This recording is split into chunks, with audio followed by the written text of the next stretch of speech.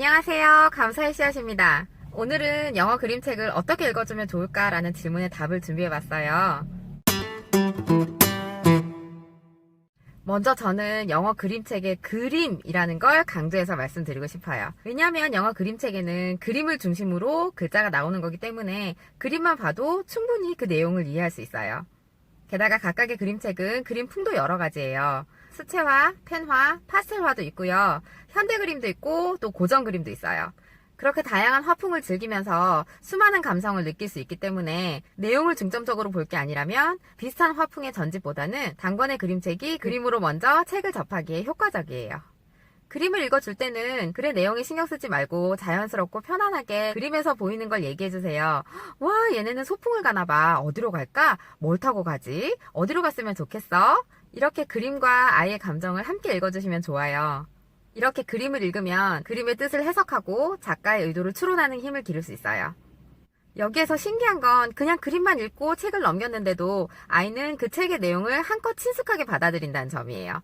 그래서 나중에 지문을 읽을 때도 내가 한번 봤었던 내용인데 그림으로 이해했을 때는 이런 내용이었는데 글자로 보니까 좀 더 자세히 알 수 있구나. 이렇게 그림의 내용과 이야기를 비교해서 생각할 수 있어요. 그리고 또 한 가지 좋은 점은 그림으로만 접하기 때문에 처음부터 끝까지 다 읽을 필요가 없어요. 처음에 책을 읽을 때는 책을 펼치고 아이가 가장 좋아하는 그림을 선택해서 얘기를 나눠주는 것만으로도 좋아요. 책 제목만 영어로 읽어주더라도 다음에 봤을 때 이 책 봤었어 라고 친숙하게 느낄 거예요. 또 그림책에서는 우리가 평소에 주위에서 둘러보지 못했던 대자연의 모습이나 가까이 볼 수 없었던 야생동물의 모습, 다양한 연령과 인종을 만날 수 있고 또 우리가 쉽게 갈 수 없던 다른 도시나 다른 나라, 또 그들의 문화도 배울 수 있어요. 그리고 그림으로 책이 조금 친해졌다면 그 다음 단계에는 엄마가 책을 읽어주세요. 책을 읽어주기가 조금 부담스럽다면 CD를 들으면서 반복되는 단어나 문장, 그리고 재미있는 의성어 의태어 등은 CD가 읽어주는 동시에 엄마도 같이 읽어주세요. 그러면 아이는 CD의 소리보다는 엄마의 소리에 집중을 하게 돼요. 그렇게 엄마가 재미있게 읽어준 동화책으로 기억에 남을 거예요. 또 하나 제가 강조드리고 싶은 말씀이 있는데요.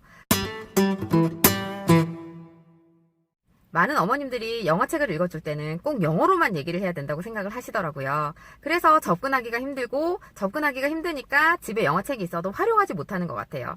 안타까운 마음에 제가 꼭 당부드리고 싶은 건 책은 영어로 읽어주더라도 그에 관련된 내용에 대해서 아이와 얘기하고 싶으실 때는 한국말로 얘기를 해도 정말 괜찮아요. 요즘에는 책들도 잘 나오고 그리고 인터넷만 뒤지면 그 책에 관련된 여러 가지 문제나 질문들도 뽑을 수 있어요. 거기에 나오는 대답을 아이가 똑같이 따라하면 얼마나 좋을까요? 하지만 엄마가 아무리 열심히 준비를 했다고 해도 아이가 생각하는 건 언제나 우리의 예상을 벗어나죠. 그렇게 아이가 예상에 벗어난 질문을 했을 때 그때는 엄마가 영어로 어떻게 받아쳐줘야 될지까지 그 가이드라인은 나오지 않을 거예요. 왜냐면 우리 아이는 특별하니까요.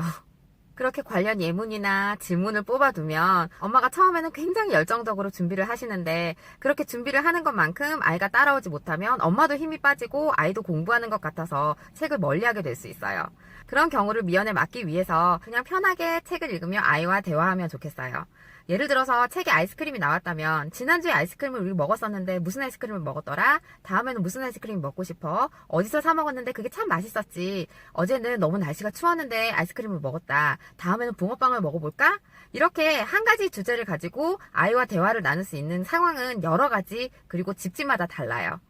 아이가 관심을 가지는 분야라면 엄마가 조금 더 깊게 파고들 수도 있고 아이가 처음 봐서 생소하다면 엄마가 거기에 대해서 좀 더 설명을 할 수 있고 다음에 또 다른 책을 찾아보자 라고 아이에게 얘기하고 거기에 관련된 자료나 책을 엄마가 한번 찾아보는 거예요. 그러면서 그 책을 중심으로 확장을 해 나간다면 아이도 엄마도 즐거운 책 읽기가 될 거예요. 아무리 책을 중심으로 한다고 해도 아이와 영어로 대화를 나눌 수 있는 주제는 한정적이에요. 그러니까 아이와 엄마가 공감하며 즐겁게 읽을 수 있는 그 시간을 충분히 즐겨주세요. 다만 어머님이 책의 내용을 좀 더 풍성하게 아이에게 전달하고 싶다면 책 내용을 미리 파악하면 도움이 돼요. 요즘에는 여러 매체에서 유명한 그림책들에 대한 리뷰나 아니면 줄거리, 그리고 책을 읽어주는 유튜브까지 많이 있거든요. 필요하다면 그런 고마운 채널들과 자료들을 모아서 아이와 함께 얘기 나눠보는 것도 도움이 될 거예요.